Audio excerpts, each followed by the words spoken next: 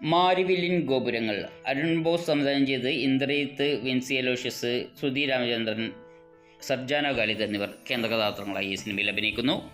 Cinema പറയുന്നത് ഇന്ദ്രജിത്തും വൈഫും ഒരു വെൽ പ്ലാനോടുകൂടി സെറ്റിലായതിനു ശേഷം കുട്ടികൾ മതിയെന്നും ചിട്ടയോടെ ജീവിക്കുന്ന അവരുടെ ജീവിതത്തിന് ഇടയിലേക്ക് ജോലി പോയ അനിയനും കാമുകിയും പ്രഗ്നൻ്റ് ആയിട്ട് അവരുടെ ജീവിതത്തിലേക്ക് കയറി വരുന്നു.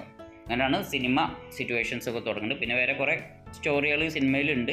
എല്ലാം കൂടി ഒരു മിക്സ്ഡ് ആയിട്ടൊരു സിനിമയാണ്. സിനിമ ഒരു ബോറൊന്നുമില്ല, കണ്ടിരിക്കാൻ പറ്റിയ സിനിമയാണ്. ഒരു വൺ ടൈം വാച്ചിങ് മൂവിയാണ്.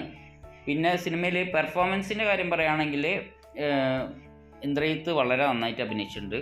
പിന്നെ ശ്രുതി രാമചന്ദ്രൻ തടിച്ചിട്ട് ഒരു കൊഴുത്ത് ആനക്കുട്ടി പോലെ ആയിട്ടുണ്ട്, എങ്കിലും നന്നായിട്ട് തന്നെ അഭിനയിച്ചിട്ടുണ്ട്. അതുപോലെ വിൻസി അലോഷ്യസ് വളരെ നന്നായിട്ടുണ്ട്. സർജാന ഖാലിദ് കുഴപ്പമില്ല. ബിന്ദു പണിക്കർ നന്നായിട്ടുണ്ട്. മറ്റേ സായികുമാർ ചെറിയൊരു വേഷത്തിലുണ്ട്, എന്നാലും അത് നന്നായിട്ടുണ്ട്. പിന്നെ സിനിമയിലത്തെ പാട്ടുകളൊന്നും അത്ര പോരാ, 2 പാട്ടുകൾ തീരെ പോരാ. പിന്നെ സിനിമയിൽ കുറേ നല്ല രസമുള്ള കോമഡികളുണ്ട്.